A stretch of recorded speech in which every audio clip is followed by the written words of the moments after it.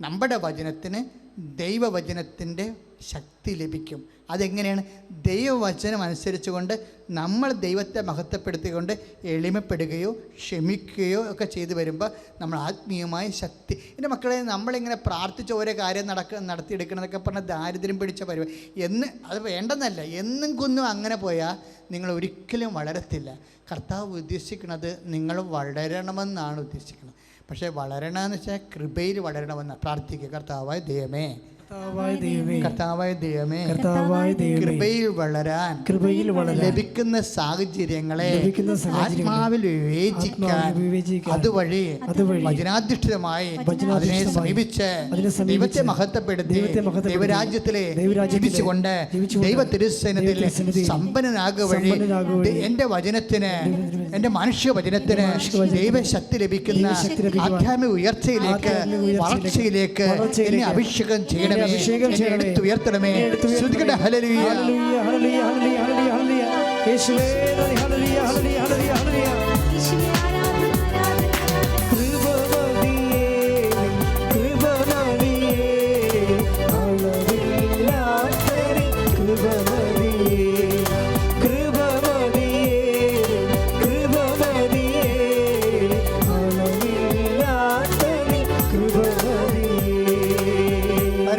പരമദിവ്യകാരുണ്യത്തിന് ആരാധനയും സ്തുതിയും പുകഴ്ചയും ഉണ്ടായിരിക്കട്ടെ. സുവിശേഷത്തിന് ഒരു പ്രതിഭാസമുണ്ട്. എന്താണെന്നറിയാവോ? ഭൂമിയിൽ നിന്ന് എടുത്തുയർത്തപ്പെടുകയെന്ന്. ഭൂമിയിൽ നിന്ന് എടുത്തുയർത്തപ്പെടുക. അപ്പോഴാണ് ഈ അട്രാക്ഷനൊക്കെ വരണത്.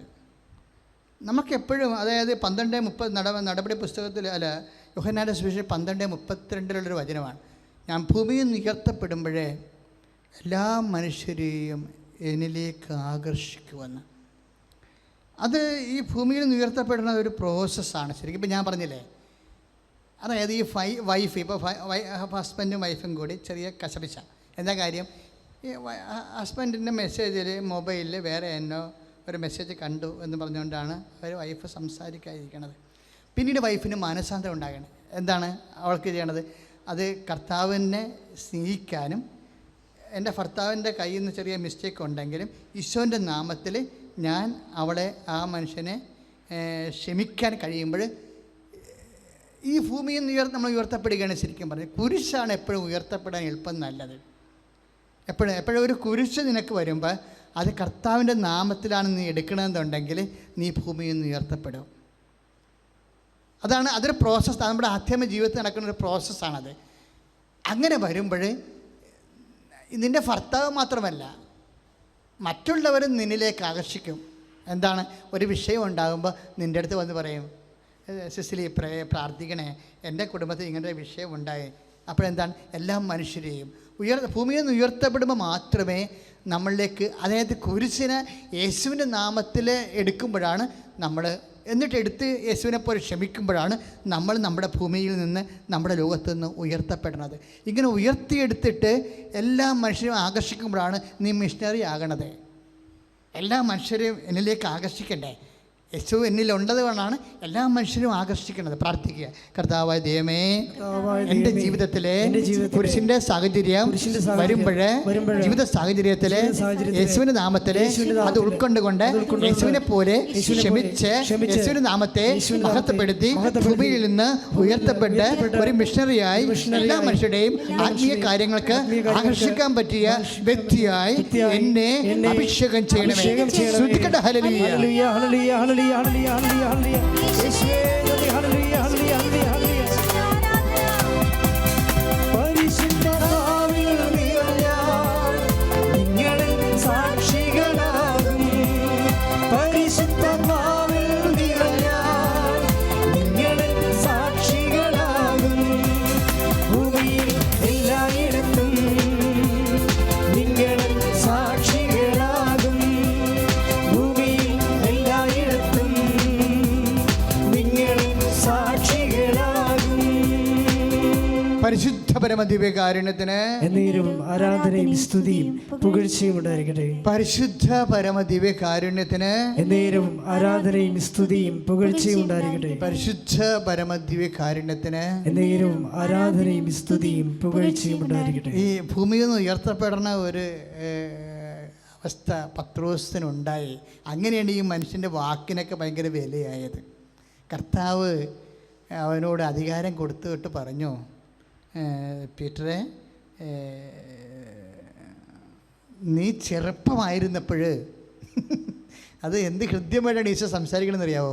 നീ ചെറുപ്പമായിരുന്നപ്പോഴേ, എല്ലാവരുടെ ജീവിതത്തിലും ഉണ്ടാകും ഒരു തട്ടാമുട്ടി കാലം അല്ലേ? ചെറുപ്പം, തനിഷ്ടം കാണിക്കുന്ന കാലം, തോന്നിവാസം കാണിക്കുന്ന കാലം ഉണ്ടാകും. അത് ഈശോ അത് ഉൾക്കൊള്ളുന്നുണ്ട്. നമ്മുടെയൊക്കെ ഓരോരുത്തരുടെ ജീവിതത്തിൽ ഒരു തട്ടാമുട്ടി കാലം ഉണ്ടാകും, തോന്നിവാസത്തിൻ്റെ തരികട കാലം ഉണ്ടാകും. അപ്പോഴേ നീ ചെറുപ്പമാണത്. അപ്പം നീ ചെറുപ്പമായിരുന്നപ്പോഴേ നീ സ്വയമാണ് അരമുറുക്കിയത്. എന്നിട്ട് നിനക്കിഷ്ടമുള്ള സ്ഥലത്തേക്ക് നീ പോയി. അതാണ് നമ്മളെ വിശുദ്ധ യോഹന്നാൻ്റെ സുവിശേഷം 21:18 തിരുവചനങ്ങൾ. വിശുദ്ധ യോഹന്നാൻ്റെ സുവിശേഷം 21:18 തിരുവചനങ്ങൾ. അതായത് നീ ചെറുപ്പമായിരുന്നപ്പോൾ നീ സ്വയം അരമുറുക്കി നിനക്കിഷ്ടമുള്ള സ്ഥലത്തേക്ക് പോയി. പക്ഷേ നീ പ്രായമാകുമ്പോൾ മറ്റുള്ളവർ നിൻ്റെ അരമുറുക്കും. മറ്റൊരുവനെന്നാണ് യോഹന്നാൻ്റെ സുവിശേഷത്തിൽ, മറ്റൊരുവൻ നിൻ്റെ അരമുറുക്കും. പിടിയിടില്ലേ? ഇപ്പം മറ്റ് ഒരുവനെ ദൈവം വെച്ചിരിക്കണേ എന്തിനാണ്? നമ്മുടെ അരമുറുക്കാനാണ്. അതാണ് പ്രശ്നം. മറ്റൊരുവൻ നിൻ്റെ അരമുറുക്കുകയും എന്നാ ചെയ്യും? നിനക്കിഷ്ടമില്ലാത്തിടത്തേക്ക് നിന്നെ കൊണ്ടുപോവുകയും ചെയ്യും. സ്ഥലമാണ്. അതാണ് അവസ്ഥ. അപ്പോൾ എന്നും കുന്നും നമ്മുടെ ഇഷ്ടമുള്ള സ്ഥലത്തേക്ക് പോകാമെന്ന് നീ വിചാരിച്ചാൽ നീ ലോകരാജ്യത്തിലാണ്. ഇതാണ് ഈ ഭൂമിയിൽ നിന്ന് ഉയർത്തപ്പെടുന്ന വേറെ ഒരു വകുപ്പാണത്. എന്താണ്? നീ കൈ ഉയർത്തുക. നമ്മളെ പ്രതിരോധിക്കാൻ വരണതും എല്ലാം ചെയ്യണത് കൈ കൊണ്ടാണ്. കൈ ഉയർത്തും. ഇപ്പം യുദ്ധം നടക്കുമ്പോൾ തോറ്റ് കഴിഞ്ഞാൽ എന്നാ ചെയ്യണത്? കൈ ഉയർത്തും. പട്ടാളക്കാർ തോക്ക് താഴെ വെച്ചിട്ട് കൈ ഉയർത്തും. അപ്പോൾ ആശ്രയിക്കുന്ന ബൈബിൾ ഈശോ പറയാം, ഒരുത്തൻ്റെ വീട് കൊള്ള ചെയ്ത് അവൻ ആശ്രയം വെച്ചിരുന്ന ആയുധങ്ങളെല്ലാം അപഹരിച്ചാൽ പിന്നെ അവനാണ് അധികാരി. അപ്പം ആയുധം എന്തിനുള്ളതാണ്? ആശ്രയം വെക്കുന്നതിനുള്ളതാണ്. അപ്പം കൈ ഉയർത്തുക എന്ന് പറയുമ്പോൾ എന്നാ ഉദ്ദേശിക്കുന്നത്? ആശ്രയം വെച്ച ആയുധം നമ്മുടെ കാഴ്ചവെട്ടി വെക്കണം. ഇപ്പം നമ്മൾ ആശ്രയം വെച്ച വ്യക്തികളുണ്ടാകാം, വസ്തുക്കളുണ്ടാകാം, സമ്പത്തുണ്ടാകാം, ബന്ധങ്ങളുണ്ടാകാം, പ്രസ്ഥാനമുണ്ടാകാം, പാർട്ടി ഉണ്ടാകാം, എന്തും നമുക്ക് ആശ്രയം വെക്കാം. ഈ ആശ്രയം വെച്ചത് നമ്മൾ തൽക്കാലം അങ്ങനെ അതിനെ അവലംബിക്കാതെ നമ്മൾ ദൈവത്തിൽ ആശ്രയിച്ചുകൊണ്ടാണ് കൈ ഉയർത്തണത്. അപ്പോഴെന്നാ ചുറ്റും മറ്റുള്ളവർ വന്ന് നമ്മുടെ അരമുറുക്കും. പിന്നെ എന്ത് പറ്റും? നമുക്കിഷ്ടമില്ലാത്ത സ്ഥലത്തേക്ക് നമ്മളെ കൊണ്ടുപോവുകയും ചെയ്യും. ഇത് നമ്മുടെ ജീവിതത്തിൽ ഉണ്ടാകുന്ന സംഭവമാണ്. ഇതിനെ മല്ലടിക്കൽ കുറഞ്ഞാൽ നീ ആധ്യാത്മികമായിട്ട് വളർന്നുകൊണ്ടേയിരിക്കും. ഇതിൻ്റെ മല്ലടിക്കൽ കുറഞ്ഞാൽ പരിശുദ്ധാത്മാവ് നിന്നിൽ ശക്തി മറ്റുള്ളവർ അരമുറുക്കാൻ വരുമ്പോഴേ നമ്മൾ മല്ലടിക്കൽ എന്തുമാത്രം കുറയുന്നുവോ, ദൈവഹിതത്തിന് കീഴ്വഴങ്ങുന്നുവോ അതനുസരിച്ച് കൊണ്ട് നമ്മൾ കൃപ അനുഭവിച്ചുകൊണ്ട് കർത്താവിൻ്റെ ശക്തി അനുഭവിച്ചുകൊണ്ടേയിരിക്കും. അപ്പോൾ കൈ ഉയർത്തണത് തന്നെയാണ് പലപ്പോഴും ഭൂമിയിൽ നിന്ന് ഉയർത്തപ്പെടുന്ന ഒരു അവസ്ഥ. കുരിശിൻ്റെ സാഹചര്യങ്ങളിലും ക്ലേശങ്ങളുടെ സാഹചര്യങ്ങളും ദൈവത്തിൻ്റെ വചനത്തിൻ്റെ പക്ഷം ചേർന്നാൽ അത് കൈ ഉയർത്തുന്നതിന് സമാനമായിട്ട് വരും. പ്രാർത്ഥിക്കുക, കർത്താവായ ദൈവമേ, എൻ്റെ ജീവിതത്തിലെ എൻ്റെ തിരുമനസ് നിറവേറ്റുവാൻ വേണ്ടി മറ്റൊരുവൻ പ്രത്യക്ഷപ്പെട്ടുകൊണ്ട് എൻ്റെ സ്വാതന്ത്ര്യത്തെ നിഹനിക്കുകയും എനിക്കിഷ്ടമില്ലാത്തതിലേക്ക് എന്നെ സമ്മർദ്ദപ്പെടുത്തുകയും ചെയ്യുമ്പോൾ അങ്ങയുടെ നാമത്തിലെ അത് ഉൾക്കൊണ്ടുകൊണ്ട് കൃപയിൽ നിറയാനുള്ള അവസരമായി വിവേചിക്കാൻ ആവശ്യമായ ശക്തിയാൽ എന്നെ നിറക്കണമേ.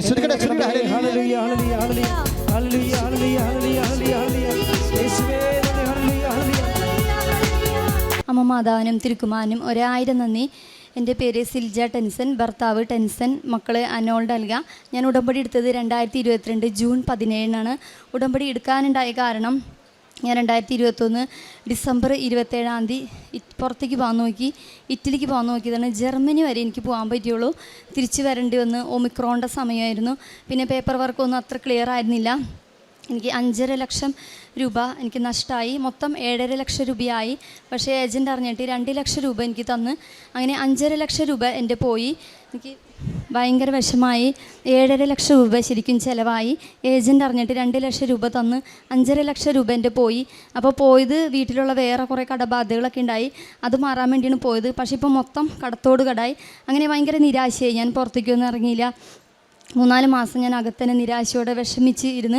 അങ്ങനെ എൻ്റെ വീടിൻ്റെ ഒരു 6 വീടപ്പുറം ഒരു ചേച്ചി എനിക്കൊരു പത്രം തന്നിട്ട് പറഞ്ഞ്, കൃപാസനത്തിൽ പോസിൽജെ ഉടമ്പടി എടുക്കുക, എന്തെങ്കിലും ഒരു വഴി മാതാവ് കാണിച്ചു തരുമെന്ന് പറഞ്ഞ്. അതിന് മുന്നായിട്ട് എനിക്ക് ഞങ്ങളുടെ വീടിൻ്റെ അടുത്ത് പ്രസൻറ്റേഷൻ കോളേജിൽ മൈക്രോബയോളജി ഡിപ്പാർട്ട്മെൻറ്റ് മൈക്രോബയോളജി ലാബിൽ ഞാൻ ലാബ് അസിസ്റ്റൻ്റായിട്ട് ജോലി ചെയ്യായിരുന്നു. ആ ജോലി റിസൈൻ ചെയ്തിട്ടാണ് ഞാൻ ഇറ്റലിക്ക് പോകാൻ നോക്കിയത്. അപ്പോൾ എനിക്ക് ആകെ വിഷമമായി. അമ്മ മാതാവേ, ജോലിയും പോയി, പൈസയും ഇറ്റലിക്ക് പോകാനും പറ്റിയില്ല, ഉണ്ടായ കാശും പോയി, കടങ്ങളൊക്കെ. അങ്ങനെ നിരാശയിലിരിക്കുമ്പോൾ ഇവിടെ വന്ന് 2022 ജൂൺ 17 ഉടമ്പടി എടുത്തിട്ട് ഞാൻ വീണ്ടും 40,000 രൂപ വേറൊരു ഏജൻറ്റിന് കൊടുത്ത്. അങ്ങനെ ഉടമ്പടി എടുത്തതുകൊണ്ട് മാത്രം 30,000 കിട്ടി. 10,000 അവർ തരാമെന്ന് പറഞ്ഞ്. പിന്നെ എനിക്ക് തോന്നി ഉടമ്പടി എടുത്തിട്ടും പുറത്തേക്ക് പോകാനുള്ളത് ചിലപ്പോൾ നല്ലതിനായിരിക്കുള്ളൂ. പിന്നെ ഞാൻ വെച്ചില്ല. നാട്ടിൽ അങ്ങനെ ഞാൻ എംപ്ലോയ്മെൻറ്റിൽ പോയി ചോദിച്ചു, സാർ എന്തെങ്കിലും ഒരു ജോലി. അവിടെ നിന്നും എന്നെ അവർ പറഞ്ഞു, നിങ്ങളെക്കാളും സീനിയോറിറ്റി ഉള്ളവർക്ക് കിട്ടിയില്ല, പിന്നീട് നിങ്ങൾക്ക്. അങ്ങനെ ഞാൻ അവിടെ നിന്നും വിഷമിച്ച് പോന്നു. അന്ന് വൈകുന്നേരം അമ്മ മാതാവിനോട് ഞാൻ കരഞ്ഞ് പ്രാർത്ഥിച്ചു, എന്തെങ്കിലും ഒരു ജോലി മാതാവേ, എല്ലാ വഴികളും എനിക്ക് അടഞ്ഞല്ലോ. അങ്ങനെ പ്രാർത്ഥിച്ച് ഞാൻ പിറ്റേ ദിവസം ഞാൻ ഈ കോളേജിൽ എനിക്ക് ചിലവരോടൊക്കെ ഒരു വിഷമവും ദേഷ്യവും. അപ്പോൾ ഫോൺ നമ്പർ ഉള്ളവരോട് ഞാൻ ഫോണിൽ വിളിച്ച് സംസാരിച്ചു സ്നേഹമായി. പിന്നെ ഞാൻ എഴുതി വെച്ച് പ്രാർത്ഥിച്ച്. അങ്ങനെ പിറ്റേ ദിവസം എനിക്കൊരു അമ്മ മാതാവ് വിളിപ്പിച്ചേക്കാണ്. എൻ്റെ കൂടെ മുൻപുണ്ടായിരുന്ന ഒരു കുട്ടി വിളിച്ചേക്കാണ്, സിൽജെ അവിടേക്ക് നിനക്ക് പകരമുണ്ടായി, കുട്ടിക്ക് വേറൊരു ജോലി കിട്ടി, പോയില്ല, തിരിച്ച് വന്നൂടെ. അപ്പം ഞാൻ മാതാവ് എനിക്ക് ഞാൻ അവിടെ പോകാൻ പറ്റും, ഞാൻ റിസൈൻ ചെയ്തൊക്കെ. പക്ഷേ എൻ്റെ ഉള്ളിൽ പറയേണ്ടത് കിട്ടും, പോ. ഞാൻ അങ്ങനെ ഉടമ്പരി കാശ്രൂപൂട്ട് മാനേജർസിനെ കണ്ടു. ഉപ്പ് കൈ പിടിച്ചിട്ടുണ്ടായി. ഞാൻ കോളേജിൻ്റെ വാതിക്കെ തന്നെ വിശ്വാസ പ്രമാണം ചൊല്ലി ഇട്ട് പ്രാർത്ഥിച്ചു, മാതാവേ അർഹതയാണ് എനിക്ക് ജോലി കിട്ടിയിരിക്കണേ, എൻ്റെ അവസ്ഥ മാതാവിന് അറിയാലോ. അങ്ങനെ സഞ്ചാരി മാതാവ് അച്ഛനിലൂടെ മാനേജർ അച്ഛനപ്പനോട് പറഞ്ഞു, ഉറപ്പൊന്നും നോക്കട്ടെ, ഒരു മീറ്റിംഗ് കൂടുണ്ട്, 10 വർഷമായി വേറൊരു കുട്ടിയുണ്ട് ഈ ലാബിൽ, ആളെ ഇങ്ങടാക്കാനും നോക്കട്ടെ, ഒരു മീറ്റിംഗ് കൂടാന്ന് പറഞ്ഞു. പക്ഷേ ഒരു ടീച്ചർ വഴി മാതാവ് ആ ടീച്ചറിലൂടെ പ്രവർത്തിച്ച് എന്നെ തന്നെ മാനേജർ അച്ഛനും ടീച്ചറും അവരിലൂടെ സഞ്ചാരി മാതാവ് പ്രവർത്തിച്ച് എന്നെ തന്നെ എടുത്ത് അങ്ങനെ ഞാൻ ആ ലാബിൽ ജോലി ചെയ്യണം. അങ്ങനെ എൻ്റെ 1ാമത്തെ സാക്ഷ്യം റിസൈൻ ചെയ്ത കോളേജിൽ തിരിച്ചു കയറാൻ പറ്റിയത്. 2ാമത്തെ എൻ്റെ സാക്ഷ്യം, ആ കോളേജിൽ ഞാൻ മുന്നത്തേക്കാളധികം സന്തോഷത്തോട് ജോലി ചെയ്യണം. ഈ ജനുവരി 13 എൻ്റെ ഭർത്താവ് ഇവിടെ നിൽക്കുന്നത് മരണത്തിൻ്റെ അടുത്തെത്തിയ എൻ്റെ ഭർത്താവാണ്. ജനുവരി 13 എനിക്കൊരു ഫോൺ കോൾ വരെയാണ്. ആൾ വിളിക്കുകയാണ്, എപ്പോഴും എൻ്റെ ഭർത്താവിനോട് ഒരു വേദനയുണ്ട്, പുറം വേദന. അപ്പം ഞങ്ങൾ ഉടമ്പടിയിൽ എൻ്റെ ഒരു നിയോഗമായിരുന്നു, അസുഖങ്ങളില്ലാതെ എൻ്റെ ഭർത്താവിന് പണിയെടുക്കാൻ പറ്റണേ മാതാവേ. പിന്നെ ഈ ജവമാല റാലിക്ക് ഞാൻ 4ാമത്തെ പ്രാവശ്യമാണ് വരുന്നത്. ഭർത്താവ് ഈ പ്രാവശ്യം വന്നിരുന്നു. അപ്പം ഞങ്ങൾ 2 പേരും കൂടി നിയോഗം വെച്ച് എൻ്റെ ഭർത്താവിന് പണിയെടുക്കാനുള്ള ആരോഗ്യം ആയുസം കൊടുത്തേക്കണേ, അസുഖങ്ങൾ ഉണ്ടാവല്ലേ. പിന്നെ ഒരു ദിവസം ഞാൻ ഇവിടെ കൊണ്ടുവന്നിരുന്നു മാതാവിൻ്റെ തൈലം നിലവിളക്കിലൊക്കെ പറ്റി, കഴുത്തിലും പുറയിലും കാലുമൊക്കെ പറ്റി പ്രാർത്ഥിച്ച്, മാതാവേ നീ ഏറ്റെടുക്കണം ആ വേദന. അങ്ങനെ ജനുവരി 13 ആ വേദന ആളുടെ നാവ് കുഴയുണ്ടായി. അങ്ങനെ അടുത്തുള്ള ഹോസ്പിറ്റലിൽ പോയി. അന്ന് അവിടെ കാർഡിയോളജി ഡോക്ടർ ഉണ്ടായി തന്നെ മാതാവിൻ്റെ ഇടപെടൽ. അങ്ങനെ അവിടെ നിന്ന് ECGയുടെ റിസൾട്ട് മാതാവിൻ്റെ ഇടപെടൽ കൊണ്ട് കൂടിയുള്ള ആ ചേട്ടൻ്റെ പെങ്ങൾ ജില്ലാ ഹോസ്പിറ്റലിൽ ഉണ്ടായിരുന്നു. അപ്പോൾ അത് വേഗം ഡോക്ടർക്ക് വിട്ടുകൊടുത്ത ആ റിസൾട്ട്. അപ്പോൾ ആ ഡോക്ടർ സഞ്ചാരി മാതാവ് ഡോക്ടറെ പിടിച്ചു നിർത്തി, ഡ്യൂട്ടി കഴിഞ്ഞ് പോകാൻ നിന്ന ഡോക്ടറാണ്. ഈ റിസൾട്ട് കണ്ടിട്ട് ഡോക്ടർ ചോദിച്ചത്, ഈ മനുഷ്യൻ എവിടെ, ഡേഞ്ചറസ് ആണ്, ഇപ്പം തന്നെ എത്തണം, മാളേന്ന് തൃശ്ശൂർക്ക് ഒരു 46-45 കിലോമീറ്റർ എന്തായാലും ഉണ്ടാവും. അങ്ങനെ ആ സമയത്ത് ഞങ്ങൾക്ക് ആ ചേട്ടൻ വഴി ചേച്ചിനെ വിളിക്കാൻ പറ്റിയതും അപ്പോളോയിലേക്കാണ് അവർ പോകാൻ പറഞ്ഞത്. സാമ്പത്തികം വളരെ മോശമാണ്. മാതാവ് ഇടപെട്ട് ഞങ്ങൾക്ക് ആ ചേച്ചിനെ വിളിക്കാൻ തോന്നിയതും ജില്ലാ ഹോസ്പിറ്റലിലേക്ക് ഡോക്ടറെ പിടിച്ചു നിർത്തിയതും ആംബുലൻസ് ആണെങ്കിൽ 80 കട്ടാക്കിയിട്ടാണ് ആംബുലൻസ്. എന്നാലും അവിടെ എത്താൻ പറ്റി. ഡോക്ടർ വെയിറ്റ് ചെയ്ത് എല്ലാം റെഡിയാക്കി. അവർ കുറേ നേരം വെയിറ്റ് ചെയ്ത് ഇടയ്ക്കിടയ്ക്ക് വിളിച്ചുകൊണ്ടിരിക്കുക, എവിടെയാണ് നിങ്ങളെവിടെ. കൊടകര കഴിഞ്ഞപ്പോൾ എൻ്റെ ഭർത്താവിന് നെഞ്ച് പൊളിയണ വേദന. അത്രയും നേരം പുറം വേദനയും കൈത്തുമ്പായിരുന്നു വേദന. കൊടകര കഴിഞ്ഞപ്പോൾ നെഞ്ച് പൊളിയണ വേദന, ആൾക്ക് പറ്റണില്ല. ഞാൻ ഇവിടെ നിന്ന് ഉടമ്പടി കഴിഞ്ഞപ്പോൾ അന്ന് തന്നെ ഒരു കൊന്ത ചേട്ടൻ്റെ കഴുത്തിൽ, ആ കൊന്തം പിടിച്ചുകൊണ്ട് ചേട്ടൻ കൊടകര കഴിഞ്ഞപ്പോൾ എൻ്റെ മാതാവ് എങ്ങനെ കാത്തേക്കണേ. അങ്ങനെ ഒരു കണക്കിനെത്തി. വന്നപ്പോൾ തന്നെ ഡോക്ടർ കയറ്റി. ഒരു വശം ഫുള്ള് വെയിൻ കാണാത്ത വിധത്തിൽ ഫുള്ള് ബ്ലോക്കായിരുന്നു. വന്നപ്പോൾ തന്നെ ആൻജിയോഗ്രാം ചെയ്ത് സ്റ്റെൻറ്റ് ഇടാൻ പറ്റാത്ത സ്ഥലവും ആൻജിയോപ്ലാസ്റ്റി ചെയ്ത് അത് ഫുള്ള് മാതാവിൻ്റെ ഇടപെടൽ ഡോക്ടറിലൂടെ ശരിക്കും പ്രവർത്തിച്ചതാണ്. ഫുള്ള് ക്ലീനായി. അത് കഴിഞ്ഞ് പിറ്റേ സൈഡിലും ഉണ്ടായിരുന്നു. അപ്പോൾ ഡോക്ടർ പറഞ്ഞു ഇവിടെ അഡ്മിറ്റ് ആവ്, ഞാൻ ഇനി സ്റ്റെൻറ്റ് ഇടാൻ പറ്റാത്ത സ്ഥലം തന്നെയാണ് ഇപ്പുറത്തെ വശത്തും. അങ്ങനെ അന്ന് തുടങ്ങി ഞാൻ എല്ലാം കൊണ്ടുപോയിട്ടുണ്ട്. ഞാൻ ICUവിൽ ആദ്യം ചേട്ടനെ കണ്ടപ്പോൾ ഞാൻ ഈ തൈലം ആദ്യം പരട്ടിയത്, തൈലം കൈമേ നെറ്റിയിലും തൈലം ഉപ്പും തേനൊക്കെ കൊടുത്ത് അങ്ങനെ പിന്നെ ആൾ ഇമ്പ്രൂവായി, കുഴപ്പമൊന്നുമില്ല. വാർഡിലേക്ക് മാറ്റി. ICUവിൽ അവർ കാശ് രൂപ ഇടിക്കില്ല. ഞാൻ വാർഡിലേക്ക് മാറ്റിയപ്പോൾ കാശ് രൂപ ഇടിച്ച്. പിന്നെ ഇവിടുത്തെ അച്ഛൻ്റെ അവർ ഡെയിലി ബ്രെഡ് എന്നും ഞാൻ യോഗ ചെയ്തിടും. മാതാവി അടുത്ത വർഷം 16-ാം തീയതിയാണ് വീണ്ടും ആൻജിയോഗ്രാം പറഞ്ഞേക്കണേ. പിന്നെ ഓപ്പറേഷൻ തിയേറ്ററിൻ്റെ ഫ്രണ്ടിൽ ഞാൻ ഉപ്പിട്ട് പ്രാർത്ഥിച്ചത്, നീ ഇവിടേക്ക് കയറാനിട വരുത്തരുത് മാതാവേ. ഞാൻ കൊടുത്തിരുന്ന വാക്ക് ഈ ആൾത്താരയിൽ കൊണ്ടുവന്ന് എൻ്റെ ഭർത്താവിനെ സാക്ഷ്യം പറയും, ഞങ്ങളെന്നും കുടുംബം മൊത്തം ഉടമ്പടിയിലായിരിക്കും. അതാണ് ഞാൻ കൊടുത്ത വാക്ക് മാതാവിന്. അങ്ങനെ 16-ാം തീയതി വീണ്ടും പിന്നെ ഹോസ്പിറ്റലിലായിരിക്കുമ്പോഴും ഞങ്ങൾ ഇവിടുത്തെ ധ്യാനവും അച്ഛൻ്റെ സാക്ഷ്യങ്ങളൊക്കെ ഭർത്താവ് കൂടുതൽ വിശ്വാസത്തിലേക്ക് വളരാൻ തുടങ്ങി. അങ്ങനെ 16-ാം തീയതി ഞാൻ ടൈപ്പ് ചെയ്ത് ഇന്നെൻ്റെ ഭർത്താവിനെ ആൻജിയോഗ്രാം ചെയ്യണം, ഒരു കുഴപ്പമുണ്ടാവരുത്. അങ്ങനെ 16-ാം തീയതി ചെയ്തു. പിറ്റേ വശത്തെ ഡോക്ടർ പറഞ്ഞു ഞങ്ങളെ വിളിച്ച് കാണിച്ചെന്നു, വെയിനൊക്കെ തുറന്നേക്കണ്. പിന്നെ ഡോക്ടർ ആദ്യം വന്നിടയ്ക്ക് ചോദിച്ചത് എങ്ങനെ നിങ്ങൾ ഇത്ര നാളും ജീവിച്ചു. ഞങ്ങൾ ജീവിച്ചത് എൻ്റെ ഭർത്താവിന് ഞാൻ എന്നും നെറ്റിയിൽ, നെഞ്ചത്ത്, പുറകിൽ ഇവിടെയാണ് വേദന. 3 വശത്ത് ഞാൻ ഈ ഉടമ്പടി തൈലിട്ട് പ്രാർത്ഥിക്കുമായിരുന്നു. അങ്ങനെയാണ് ഞങ്ങൾ ജീവിച്ചത്. അങ്ങനെ ഡിസ്ചാർജായി വന്നു. വലിയൊരു സാക്ഷ്യമാണിത്. എൻ്റെ ഭർത്താവിനെ മരണത്തിൽ നിന്ന് രക്ഷിച്ച സാക്ഷ്യം. അതുപോലെ 2.5 മാസം റെസ്റ്റ് പറഞ്ഞിരുന്നു. ആ സമയത്തൊക്കെ ആൾ കൂടുതൽ വിശ്വാസത്തിലേക്ക് വളരാനും ഉടമ്പടി ധ്യാനം ഇങ്ങനെ അച്ഛൻ്റെ എല്ലാ ഇതും കേൾക്കുകയും സാക്ഷ്യങ്ങളും എല്ലാവരും കൂടുതൽ വിശ്വാസത്തിലേക്ക്. ഞങ്ങൾക്ക് ഒരു പട്ടിണി ഒന്നും ഉണ്ടായില്ല. പലരിലൂടെയും മാതാവ് കാശായിട്ടും സാധനങ്ങളായിട്ട് അയൽവക്കാർ സ്വന്തക്കാരിലൂടെ ഒരു കുറവില്ലാതെ ഞങ്ങൾ ഇന്നേ വരെ നല്ല ഇതായിട്ട് കൊണ്ടുപോയി അമ്മ മാതാവ് ഈശോയും. അങ്ങനെ പിന്നെ അടുത്ത സാക്ഷ്യം എന്ന് പറയുന്നത് എൻ്റെ മോളുടെ കുർബാന സ്വീകരണമായിരുന്നു 2023 ഏപ്രിൽ 27-ാം തീയതി. അപ്പോൾ ഞങ്ങൾ 20-ാം തീയതി ക്ഷണിക്കാനായിട്ട് ചേട്ടൻ്റെ വീട് കൃഷ്ണൻകോട്ടയാണ്.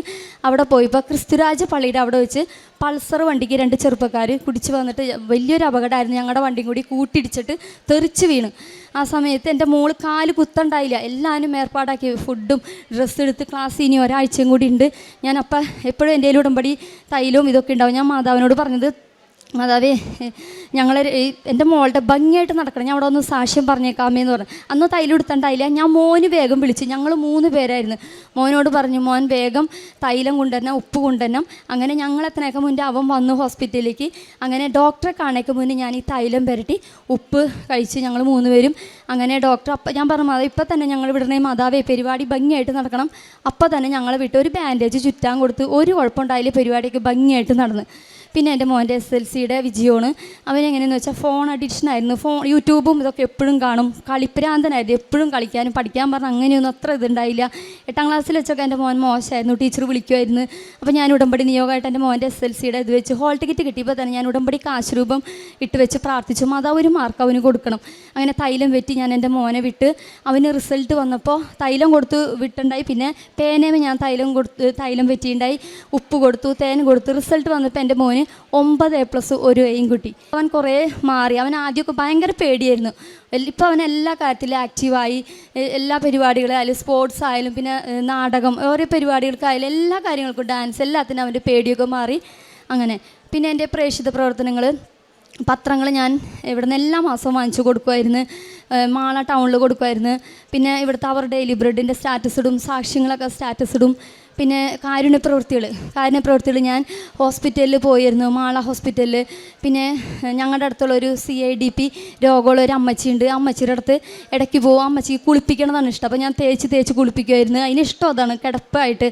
അപ്പോൾ പിന്നെ 3 വൃദ്ധസാധനങ്ങളിൽ ഞാൻ പോകുമായിരുന്നു, കുളിപ്പിക്കും. അമ്മമാരുടെ അമ്മമാരുടെ റൂം അടിച്ച് തുടയ്ക്കും, നഖമൊക്കെ വെട്ടി കൊടുക്കും. അങ്ങനെ പിന്നെ എൻ്റെ കയ്യിലുള്ള പൈസ, മുന്നേ ഞാൻ ജോലി ഉണ്ടായപ്പോൾ ദശാംശം കൊടുക്കില്ലായിരുന്നു. ഇപ്പോൾ ഞാൻ കറക്റ്റായിട്ട് ദശാംശം കൊടുക്കുമായിരുന്നു. അങ്ങനെ ആത്മീയ ജീവിതത്തിലായാലും പ്രാർത്ഥനയിലും കൊന്തയിലും ആദ്യമൊന്നും എനിക്ക് ഇത്ര ഭക്തി ഉണ്ടായില്ല.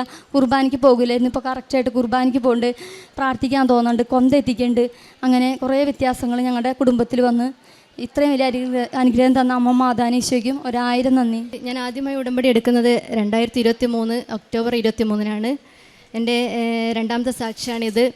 കഴിഞ്ഞ ഒക്ടോബറിൽ ഞാനിവിടെ വന്ന് സാക്ഷ്യം പറഞ്ഞിട്ടുണ്ടായിരുന്നു. അന്ന് ഞാനിവിടെ വന്ന് പുതുക്കി പോയത്. പിന്നെ കുറച്ച് ദിവസം, ഒരു നവംബറൊക്കെ ആകുമ്പോഴത്തേക്ക്, ഇതെൻ്റെ അമ്മയാണ്. അമ്മയ്ക്ക് പിന്നെ ഒരു 10-15 വർഷത്തോളമായിട്ട് തൈറോയിഡിൻ്റെ കംപ്ലയിൻ്റ് ഉണ്ടായിരുന്നു. കുറേ മരുന്നുകളൊക്കെ എടുത്ത് അങ്ങനെ ഇടയ്ക്കൊന്ന് ചെക്ക് ചെയ്യും, അങ്ങനെ പോയിക്കൊണ്ടായിരുന്നു അമ്മ. അതിൻ്റെ ഇടയിൽ ആ മരുന്ന് പിന്നെ വലിയ കുഴപ്പമില്ല എന്ന് കണ്ടപ്പോൾ അമ്മ തന്നെ അത് സ്റ്റോപ്പ് ചെയ്തു. പിന്നെ ഈയിടെ ഒരു 2024 നവംബറിൽ വീണ്ടും അമ്മയ്ക്ക് ശക്തമായ വേദന വരികയും പിന്നെ അങ്ങനെ ഡോക്ടറെ കണ്ട് ഡോക്ടർ പറഞ്ഞത് സർജറി വേണ്ടി വരും. പിന്നെ കൂടാതെ അതിൻ്റെ കൂടെ ഒരു മുഴ കൂടി ഉണ്ടെന്നായിരുന്നു ഡോക്ടർ അന്ന് പറഞ്ഞത്. പക്ഷെ അങ്ങനെ ഞങ്ങൾ ഡോക്ടർ പറഞ്ഞത് പിന്നെ ബയോപ്സി ചെയ്യണമെന്ന് പറഞ്ഞ് വിട്ടു. പിന്നെ അമ്മ അത് പെട്ടെന്ന് തന്നെ സ്കാൻ ചെയ്തപ്പോൾ പിന്നെ അത് രോഗസൗഖ്യം ഉണ്ടാവുകയാണ് ചെയ്തത്. എന്നും പ്രാർത്ഥന അമ്മയും പ്രാർത്ഥിക്കും, ഞാനും വീട്ടിലിരുന്ന് പ്രാർത്ഥന നിരന്തരമായി പ്രാർത്ഥിച്ചു. പിന്നെ ഇവിടുന്ന് കിട്ടുന്ന തൈലം തൊട്ട് അമ്മ എൻ്റെ അടുത്തല്ല ഉള്ളത്, എന്നാലും ഞാൻ അമ്മേനെ വിചാരിച്ചുകൊണ്ട് എൻ്റെ കഴുത്തിൽ തന്നെ തൈലം തൊട്ട് പ്രാർത്ഥിക്കുമായിരുന്നു. അമ്മയ്ക്ക് ഞാൻ ഉപ്പും പത്രവും ഇവിടുന്ന് കിട്ടിയ കാശ് രൂപവും ഒക്കെ കൊടുത്ത് അമ്മയും പ്രാർത്ഥിക്കുന്നുണ്ടായിരുന്നു. പിന്നെ ആ പ്രാർത്ഥനയുടെ ഫലമായിട്ട് തന്നെയാണ് ഞാൻ ഉറച്ച് വിശ്വസിക്കുന്നുണ്ട്. അത്രയും ഡോക്ടർ പറഞ്ഞത് എന്തായാലും സർജറി വേണ്ടി വരും, പിന്നെ മുഴയുണ്ടെന്നുള്ളതാണ്. പിന്നെ സ്കാൻ ചെയ്തപ്പോൾ 3 ദിവസം കഴിഞ്ഞിട്ടാണ് റിസൾട്ട് കിട്ടുന്നത്. അപ്പോൾ ആ 3 ദിവസവും ശരിക്കും അമ്മ അവിടുന്ന് ഞാൻ ഇവിടുന്ന് രണ്ടാളും പിന്നെ പ്രാർത്ഥിച്ചുകൊണ്ടിരിക്കുകയായിരുന്നു.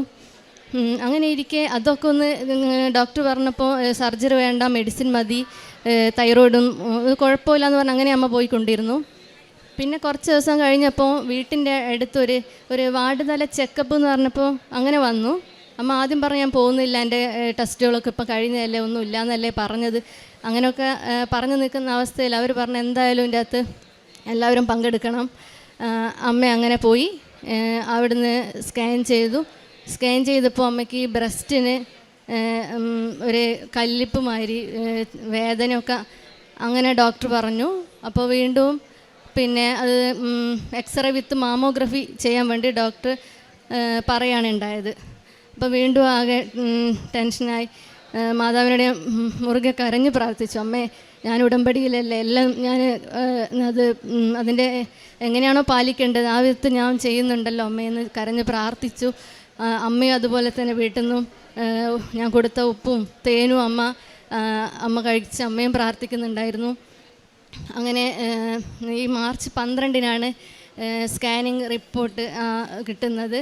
അപ്പോൾ അതിലും അമ്മ രോഗസൗഖ്യം എനിക്ക് നെഗറ്റീവാക്കി അമ്മ എന്നെ അനുഗ്രഹിച്ചു. അതാണ് എൻ്റെ മെയിൻ ഇന്നത്തെ എൻ്റെ സാക്ഷ്യം നിറഞ്ഞ അമ്മേൻ്റെ 2 അസുഖത്തു നിന്നും അമ്മേനെ മാതാവ് കൈപിടിച്ച് ഉയർത്തി എന്നുള്ളത് തന്നെയാണ് എൻ്റെ ഏറ്റവും വലിയ സാക്ഷ്യം. അമ്മേനെ കൊണ്ടുവന്ന് ഇവിടുന്ന് ഞാൻ നിർത്തി ഇവിടെ കൊണ്ടുവന്ന് തന്നെ ഞാൻ സാക്ഷ്യം എന്ന് പറയുമെന്ന് അമ്മയുടെ അടുത്ത് ഞാൻ ഉറപ്പ് പറഞ്ഞിട്ടുണ്ടായിരുന്നു. പിന്നെ അതായിരുന്നു എൻ്റെ ഫസ്റ്റ് സാക്ഷ്യം. അടുത്തത് ഞാൻ വീട്ടിൽ ഹസ്ബൻഡും ഞാനും വർക്ക് ചെയ്യുന്നതാണ്. അപ്പോൾ ഹസ്ബൻഡിൻ്റെ അമ്മയ്ക്ക് അൽഷിമേഴ്സ് ആയിരുന്നു. ഇങ്ങനെ എല്ലാം മറന്നു പോകും പെട്ടെന്ന്. നമ്മളെ തന്നെ പേരും ആളെയൊക്കെ ചില സമയത്ത് പൂർണ്ണമായിട്ട് അമ്മയുടെ അടുത്ത് മറന്നു പോകും. കഴിച്ച ഭക്ഷണം വരെ ഒന്നും ഓർമ്മയുണ്ടാവില്ല, മൂത്രമൊക്കെ തനി ഒഴിച്ചു പോകും. അങ്ങനെയുള്ള പല ബുദ്ധിമുട്ടും ഉണ്ടായി തുടങ്ങി. ഓരോ ദിവസം കഴിയും തോറും അത് കൂടാൻ തുടങ്ങി. അപ്പോൾ എനിക്ക് രണ്ടാളും വീട്ടിലില്ലാത്ത സ്ഥിതിക്ക് ഒരാളെ വെക്കേണ്ടതായി വന്നു. അങ്ങനെ ഞാൻ ഒരാളെ അന്വേഷിച്ച് ഇങ്ങനെ നടക്കുന്ന സമയത്ത് ഞാനത് കഴിഞ്ഞ പ്രാവശ്യം വന്നപ്പോൾ നിയോഗം വെച്ചതാണ്. മാതാവ് എനിക്ക് നല്ലൊരു വിശ്വസിക്കാൻ പറ്റിയ നമ്മളെ സ്വന്തം ചേച്ചിയെ പോലെ, നമ്മളെക്കാൾ കൂടുതൽ അവരാ വീട്ടിലുണ്ടാവുക. അപ്പോൾ എനിക്ക് ആ ചേച്ചിയെ അമ്മ അനുഗ്രഹിച്ചു. പിന്നെ ചേച്ചിക്ക് ഞാൻ ഇവിടെ നിന്നിടുന്ന പത്രവും കാശ് രൂപമൊക്കെ കൊടുത്ത് ചേച്ചിയും പ്രാർത്ഥിക്കുന്നുണ്ടായിരുന്നു. അപ്പോൾ ആ ചേച്ചി ഏപ്രിൽ വന്ന് ഉടമ്പടി എടുക്കും. ഇപ്പം തന്നെ ഞാൻ അമ്മേൻ്റെ അടുത്ത് ആ ചേച്ചിയെ നിർത്തിയിട്ടാണ് വരുന്നത്. പിന്നെ അതും വലിയൊരു ഞാൻ വെച്ച നിയോഗമാണ് എനിക്ക് അമ്മ സാധിച്ചു തന്നത്. നമ്മളെങ്ങനെ ആ ഒരു കഴിഞ്ഞ ഒക്ടോബറിലാണ് ഞാൻ സാക്ഷ്യം പറഞ്ഞ് പുതുക്കി പോയത്. ഡിസംബർ 7 അമ്മ പ്രത്യക്ഷപ്പെട്ട ദിവസം തന്നെ എനിക്ക് നല്ലൊരു സുഗന്ധ അഭിഷേകം, എല്ലാവരും ഇങ്ങനെ മുല്ലപ്പൂവിൻ്റെ സ്മെല്ല് എന്നൊക്കെ പറയും, ഞാനും ആഗ്രഹിച്ചിട്ടുണ്ടായിരുന്നു അങ്ങനെ ഒരു. അപ്പോൾ എനിക്കും ആ ഒരു സുഗന്ധ അഭിഷേകം ഈ കഴിഞ്ഞ ഡിസംബർ 7 ലഭിക്കുകയുണ്ടായി. പക്ഷേ അത് പിന്നീടാണ് എനിക്ക് മനസ്സിലായത്, ഈ ചേച്ചി വരാനായിരിക്കുന്നത് ഞാൻ പിന്നീട് മനസ്സിലാക്കി. ജനുവരി 4 ആകുമ്പോഴത്തേക്കും എനിക്ക് നല്ലൊരാളെ തന്ന് അമ്മ അനുഗ്രഹിച്ചു. അതാണ് എൻ്റെ രണ്ടാമത്തെ സാക്ഷ്യം. പിന്നെ ഒരു 8 വർഷത്തോളമായി എനിക്ക് PCOD എന്ന് പറഞ്ഞിട്ടുള്ള കംപ്ലയിൻ്റ് ആയിട്ട് ഞാൻ കുറേ ട്രീറ്റ്മെൻറ്റ് ഇംഗ്ലീഷിലെടുത്തു, ആയുർവേദം എടുത്തു, ലാസ്റ്റ് ഹോമിയോ ട്രീറ്റ്മെൻറ്റ് 2-3 വർഷം അങ്ങനെ എടുത്തുകൊണ്ടിരിക്കുന്ന സമയത്താണ് ഞാൻ ഉടമ്പടി എടുത്തത് 2023. ആ ഒരു 15 ദിവസമൊക്കെ ഇങ്ങനെ കണ്ടിന്യൂസ് ബ്ലീഡിങ് അങ്ങനെയൊക്കെ ആയിട്ട് ഭയങ്കര ബുദ്ധിമുട്ടായിരുന്നു. അപ്പോൾ ഞാൻ കഴിഞ്ഞ ഉടമ്പടി സാക്ഷ്യം പറഞ്ഞ് പോയ സമയത്ത് പിന്നെ എൻ്റെ അടുത്ത് അമ്മ പറയുന്ന പോലെ എനിക്ക് തോന്നുകയാണ്. സ്വപ്നത്തിൽ അമ്മ ഇങ്ങനെ വന്ന് പറയും, ഇനി മോള് ഡോക്ടറെ കാണിക്കണ്ട, ഇവിടുന്ന് തരുന്ന ആ ഉപ്പും തേനും മരുന്നാണ് ഉപയോഗിക്കുന്നത്. അപ്പോൾ ഞാൻ അതോടുകൂടെ ഞാൻ ആ മരുന്ന് ഈ ഹോമിയോ ഒക്കെ ഞാൻ ഒഴിവാക്കി. ഇപ്പം എൻ്റെ മരുന്നെന്ന് പറഞ്ഞാൽ ആ ഉപ്പും തേനുമാണ്. അപ്പോൾ എനിക്ക് ശരിക്കും അത് ഇപ്പം ബ്ലീഡിങ് അങ്ങനെയൊന്നുമില്ല. ഒരാഴ്ച മാത്രമേ അങ്ങനെ ആക്കി അമ്മ അതും എനിക്ക് സാധിച്ചു തന്നു. കാരുണ്യ പ്രവർത്തനങ്ങളായിട്ട് വീട്ടിൻ്റെ അടുത്ത് തന്നെ ഓൾഡ് ഏജ് ഹോമുണ്ട്. അവിടെ പത്രങ്ങളായി കൊടുക്കും, ഭക്ഷണം, പിന്നെ അങ്ങനെയാണ് ചെയ്തുകൊണ്ടിരുന്നത്. പിന്നെ ഓഫീസിൻ്റെ അടുത്ത് ഇതുപോലെ തന്നെ ഒരു ഭിന്നശേഷി അങ്ങനെയുള്ള ഒരു ഇതുണ്ട്, ഓൾഡ് ഏജ് ഹോം തന്നെ ഉണ്ട്, അവിടെ കൊടുക്കും. പിന്നെ പോകുന്ന വഴിയിലൊക്കെ പ്രാർത്ഥിച്ചാണ്. പത്രം ആദ്യമൊക്കെ കൊടുക്കാൻ നല്ല മടിയായിരുന്നു. ഇപ്പോൾ എനിക്ക് കാര്യങ്ങൾ ആൾക്കാരെ ബോധ്യപ്പെടുത്തിക്കൊണ്ട് തന്നെ വിശ്വാസ പ്രമാണം ചൊല്ലി തൈലം തൊട്ട് തന്നെ അങ്ങനെ തന്നെയാണ് ഞാൻ കൊടുക്കുന്നത്. ഒരുപാട് ആൾക്കാരെ കളിയാക്കുകയൊക്കെ ചെയ്തിട്ടുണ്ട്. പക്ഷേ ഇപ്പോൾ എനിക്ക് ആ ഒരു കാര്യത്തിൽ ഒരു പ്രശ്നമില്ല. ഞാൻ തരുന്ന പത്രങ്ങൾ സന്തോഷത്തോടെ തന്നെയാണ് ആൾക്കാരെ ബോധ്യപ്പെടുത്തിക്കൊണ്ട് തന്നെയാണ് ഞാൻ കൊടുക്കുന്നത്. ഉടമ്പടി പ്രകാരം എല്ലാം ചെയ്യാറുണ്ട്. പിന്നെ ഉടമ്പടി എടുത്ത് അന്ന് മുതലും ജപമാല കണ്ടിന്യൂസ് ആയി ചെയ്യുന്ന ഒരാളായിരുന്നു. പിന്നെ ഈയിടെ അങ്ങ് മുടങ്ങിപ്പോയി. അത് അമ്മയുടെ ആ ഒരു അമ്മന്ന് വീഴ്ച ഉണ്ടായിരുന്നു. അതിൻ്റെ ഇടയിലാണ് പിന്നെ ഓരോ ദിവസം കൂടുന്തോറും അമ്മയ്ക്ക് അസുഖം കൂടാൻ തുടങ്ങി. ബ്രെയിൻ ഇങ്ങനെ ചുരുങ്ങി അമ്മയുടെ അടുത്ത് മറന്നു. നമുക്ക് കണ്ടാലേ മനസ്സിലാവും, ഭക്ഷണം കഴിക്കാതായി, ഇപ്പം നടക്കാതായി. അങ്ങനെയാണ് ഞാൻ ഒരാളെ വെച്ചത്. അപ്പം അതിൻ്റെ ഇടയിൽ എൻ്റെ ഈ ജപമാല അങ്ങ് മുടങ്ങിപ്പോയി. അപ്പം ഈയിടെ ഞാനത് വീണ്ടും കണ്ടിന്യൂസ് ആയത് പ്രാർത്ഥിക്കാൻ തുടങ്ങി. ഇപ്പോൾ രാവിലെ എഴുന്നേറ്റ് അത് പ്രാർത്ഥിക്കും. അതിന് ശേഷമാണ് നമ്മൾ 5:30 പ്രാർത്ഥന ഞാൻ ചെയ്യാറ്. അപ്പം തന്നെ എനിക്ക് വീട് പണിയൊക്കെ ഉണ്ടായിരുന്നു. അത് മുടങ്ങി കിടന്നൊരു കിണർ പണിയൊക്കെ ഉണ്ടായിരുന്നു. അതൊക്കെ 2 ദിവസത്തിനുള്ളിൽ എനിക്കത് വീണ്ടും സ്റ്റാർട്ട് ചെയ്യാൻ പറ്റി. അതുവരെ ഉണ്ടായിരുന്ന സാമ്പത്തിക ബുദ്ധിമുട്ടും ഒക്കെ എനിക്ക് എന്താ അറിയില്ല, ജപമാല എൻ്റെ ശക്തിയായിരിക്കും, ഞാൻ ഉറച്ച് വിശ്വസിക്കുന്നു. പിന്നെ അതൊക്കെ എനിക്ക് തുടങ്ങാൻ പറ്റി. ഏകദേശം അത് കംപ്ലീറ്റ് ചെയ്യാനായിട്ടുണ്ട്.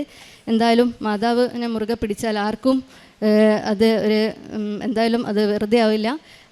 ഇനി നന്ദി മാതാവിനും യേശുവിനും നന്ദി പറയുന്നു.